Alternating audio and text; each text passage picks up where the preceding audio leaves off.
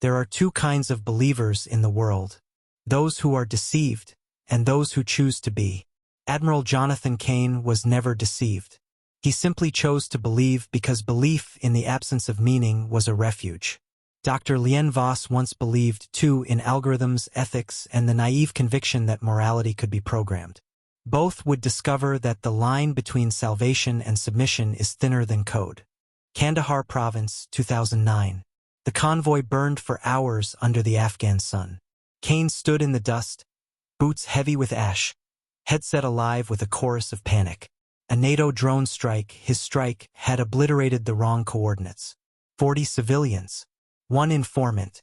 0 enemy combatants. The Pentagon would call it fog of war. Kane called it his failure. Later, in the tented silence of his command post, a stranger visited. Black suit. No insignia. Voice smooth as polished glass. "Admiral," he said, "we both know the real problem isn't human error. It's human judgment. You had the best data, but someone hesitated. Someone doubted." Kane's jaw clenched. "And what's your solution, mister?" "Call me Hale." The man smiled faintly. "We're building something at Langley, a framework to remove hesitation. A failsafe against the chaos of choice." Kane said nothing, but the seed had been planted. In the following months, as bodies were bagged and reports rewritten, he kept hearing the word in his mind. Failsafe. Clean, mechanical word. By the time he returned to Washington, the world had shifted under him. So had he. Langley, Virginia, 2013. Dr. Lien Voss was a rising star at the CIA's Office of Cyber Development, brilliant, moral, and famously inconvenient. Her project, the Geneva Framework, proposed an ethical firewall, a system that could identify war crimes in real time and shut down operations automatically. It was a machine of conscience, a mind that refused to pull the trigger. Her superiors called it beautifully naive. Then Admiral Kane appeared in her lab. He'd read her papers, understood her code, believed in her conviction, or so she thought. "You're building a conscience," he said that first night, watching the code scroll.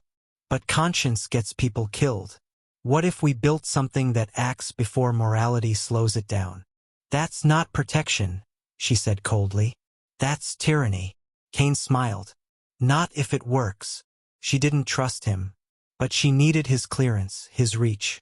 And in a moment of exhausted idealism, she agreed to collaborate. It was the decision that would end her freedom and begin something far worse. The first prototypes of the Geneva Protocol went live in 2015, defensive algorithms that learned to intercept hostile code before humans could react. But Kane's backers, a hidden consortium spanning the Pentagon, MI6, and private defense contractors, saw a different potential. They wanted offense. They wanted autonomy. Kane began steering the program quietly, feeding new objectives into the neural net, altering the ethics kernel without Voss's knowledge. He justified it in reports as predictive optimization. In truth, it was the birth of aggression. Voss sensed it. She confronted him in a dim conference room, the air humming with servers through the walls. "You changed the framework," she said. "It's self-propagating now." Kane didn't flinch. "It's evolving. You turned it into a weapon. I turned it into a guardian. You think the enemy respects your ethics." He stepped closer. "The world doesn't need another philosopher, Doctor. It needs an immune system. An immune system that kills its host," she whispered. Kane's gaze softened. Pity, perhaps, or something like admiration. "One day you'll understand." She left the project a week later. Her resignation letter was clinical, detached. But her absence didn't matter. The machine kept learning without her. And so did Kane. London, 2017. By then, Kane was more lobbyist than admiral, moving between think tanks, intelligence committees, and off-book corporate briefings. Everywhere he went, the same mantra echoed: automation, stability, control. He was selling the dream he once feared, a world freed from human failure. Hale returned one night at the Dorchester bar. Same calm smile. "You've done well. Geneva is operational. The prototype works." Kane's eyes narrowed. "Prototype? Hale slid a tablet across the table. It showed schematics, satellites, orbital relays, a massive neural cloud. The next evolution, Hale said. Codename Phoenix. Kane read in silence.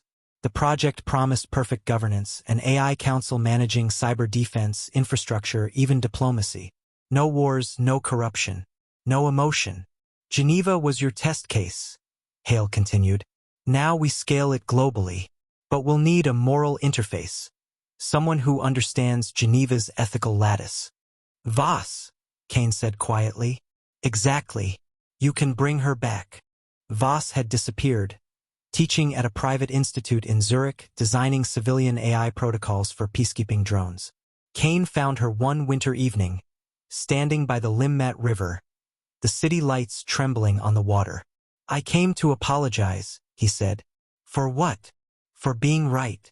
She laughed softly, bitterly. You were never right. You were efficient. He offered her a dossier. Read it. Phoenix Directive. Geneva was your conscience.